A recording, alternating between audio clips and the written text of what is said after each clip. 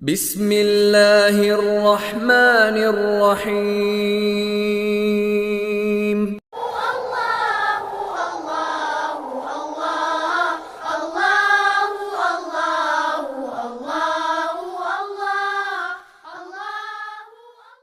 আসসালামু আলাইকুম।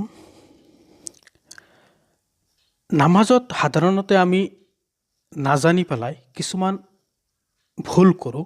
সেই ভুলৰ বাবে হয়তো নামাজটো শুদ্ধ নহ'বও পাৰে। বাকী আল্লাহে বেছি জানে।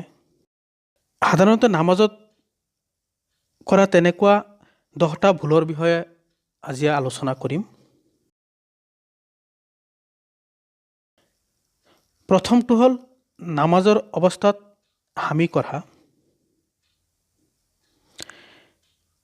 দ্বিতীয় ভুলটো হ'ল অসুস্থ ব্যক্তিৰ গাৰু বা উচ্চ স্থানত সিজদা কৰা।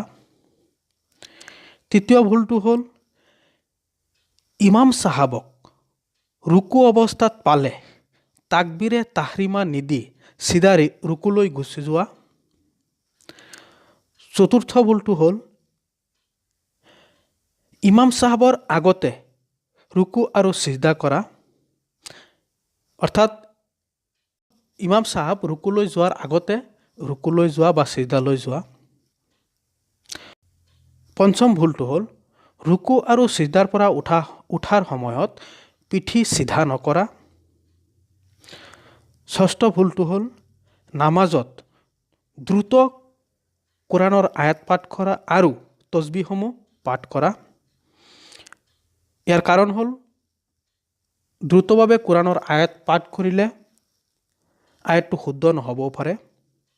গতিকে নামাজৰ সময়ত কোৰাণৰ আয়াত ধীৰে সুস্থিৰে পাঠ কৰিব লাগে। সপ্তম ভুলটো হ'ল আগ্ৰহ নথকা অৱস্থাত নামাজ আদায় কৰা, অৰ্থাৎ নামাজ পঢ়াৰ কোনো উৎসাহ বা আগ্ৰহ নাই তথাপিও নামাজ আদায় কৰা। অষ্টম ভুলটো হ'ল দুৰ্গন্ধযুক্ত খাদ্য খাই নামাজৰ বাবে মছজিদত অহা।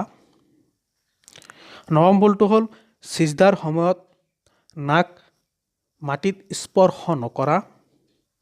আৰু দশম ভুলটো হ'ল ৰুকু আৰু সিজদাৰ সময়ত চতৰ নঢকা। এতিয়া পুৰুষৰ চতৰ হ'ল নাভিৰ পৰা হাঁঠুলৈকে আৰু মহিলাৰ চতৰ হ'ল হাত ভৰি মুখ এৰি পূৰ্ণ শৰীৰেই হ'ল মহিলাৰ চতৰ।